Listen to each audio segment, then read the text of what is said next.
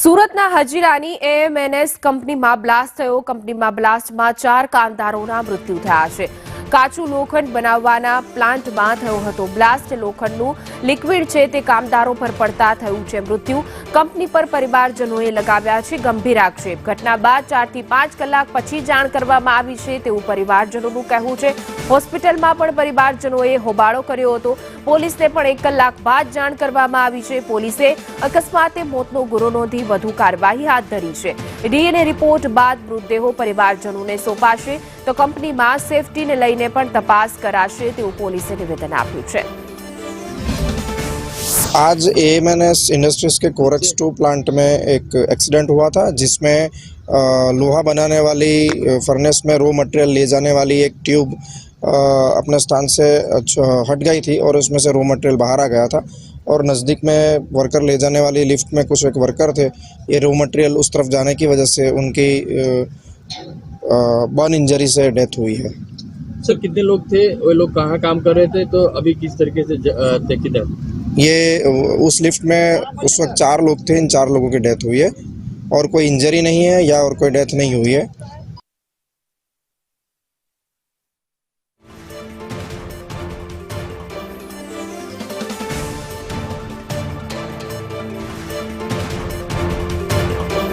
Surat AMNS કંપનીમાં ગતરોજ blast થયો હતો. બ્લાસ્ટની અંદર 4 લોકોના કરુણ મોત નિપજ્યા હતા, પરંતુ કંપનીની ગંભીર બેદરકારી સામે આવી છે.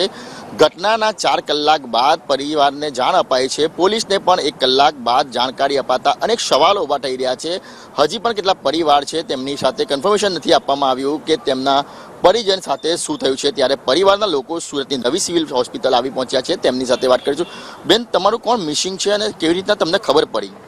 મારો ભાઈ જિગ્નેશ પારેખ ને અમને ખબર કંપની થ્રુ કંઈ મળી નથી. અમને વાયા થ્રુ જ ખબર પડી છે ને અમે અહીંયા સિવિલમાં આવ્યા છે.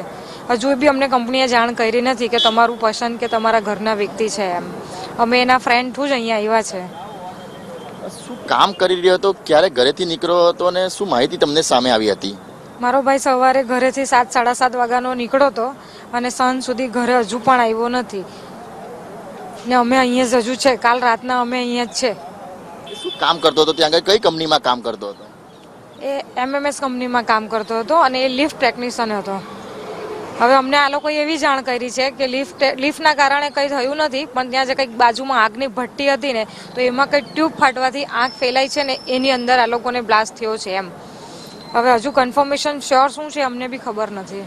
કંપની દ્વારા તમને કોઈ માહિતી આપવામાં આવી છે? તમે કંપનીનો કોન્ટેક્ટ કર્યો છે ખરો? ના, કંપની દ્વારા કોઈ જ માહિતી નથી મળી ને કંપનીનું કોઈ મેમ્બર અહીંયા આવ્યું જ નથી કે જેના થ્રુ અમને કંઈ ખબર પડે કે અમે કંપની સુધી પહોંચી શકીએ એમ. એવું કંઈ જ નથી. હવે આજે સવારે અમને કીધેલું હતું કે સવારે અહીંયા કોઈ કંપનીનું આવશે તેની સાથે અમે તમારી વાત કરાવશું, પણ હજુ સુધી અહીંયા કોઈ આવ્યું છે નથી. શું કહેશો ઘટનાને લઈને? કંપનીની બેદરકારી, કારણ કે પરિવારનો એક સદસ્ય મિસિંગ છે, હજી પણ જાણકારી નથી આપવામાં આવી. કંપનીની બેદરકારી છે જ ને. આજે આટલી મોટી કંપની છે તો ત્યાં કંઈક તો સેફટી હશે ને. આજે કંઈ સેફટી નહીં હતી એના કારણે આ મિસિંગ ઘટના ઘટી ને. આજે કંપનીની જ બેદરકારી કહેવાય ને. અમને તો બસ કંઈ નહીં, અમારું માણસ જોઈએ, બીજું કંઈ નહીં. અમને એનો જવાબ જોઈએ કે આ કેના લીધે થયું, શું કારણ હતું ને શું નહીં. હજુ સુધી અમને કોઈ જાણ થઈ નથી. કેટલા વર્ષથી ત્યાં નોકરી કરતો હતો અને શું નોકરી કરતો હતો? એ લિફ્ટ એન્જિનિયર હતો, એટલે લિફ્ટની જે બગડી જાય કે આમ તેમ હોય એની જે પ્રોસેસ થતી હતી એ કરતો હતો. હવે તો મને પણ એક્ઝેક્ટ આઈડિયા નથી કે એનું શું કામ હતું. અને છેલ્લા 15-17 વર્ષથી મારો ભાઈ ત્યાં જોબ કરે છે. તો આજે કંપનીની જવાબદારી કહેવાય ને કે આટલો જૂનો પસંદ માણસ ત્યાં છે તો એ લોકો અમને કંઈક તો જાણ કરે, પણ એ લોકોએ કોઈ જાણ કરી નથી હજુ સુધી. તમે બતાવો, ક્યારે તમારા સારા સાથે મુલાકાત થઈ હતી ને શું વાત થઈ હતી? વાત તો નહોતી થઈ, પણ સવારે અમે એકબીજાને હાથ કર્યો હતો, બીજું કંઈ નહોતું થયું. એક બાઇક પર જતો હતો ને હું ત્યાં ગેટ ઉપર ઊભો હતો. ક્યાં મળ્યા હતા તમને? ઈચ્છાપુર ગેટ પર. બસ. શું તમને કોઈ ઘટનાના બારામાં કોઈ જાણકારી આપવામાં આવી છે ખરી? નહીં, મને તો કોઈ જાણકારી આપવામાં આવી નથી, કોલ પણ નથી આવ્યો. શું માંગ છે હવે તમારી? તો હવે જે રિપોર્ટ આવે પછી ખબર પડશે. અને કંપનીના માણસો આવવાના છે, સાહેબ કહેતા હતા. હવે અત્યારે 9-10 વાગ્યા જેવું આવવાના, પછી જોઈએ આ લોકો શું કરે છે એમ. એટલે કંપની તરફથી તમને કોઈ પણ જાણકારી આપવામાં આવી નથી કે તમારો માણસ મિસિંગ છે? કોઈ પણ નહીં. જે હતું તે બધું વાયા ખબર પડી છે.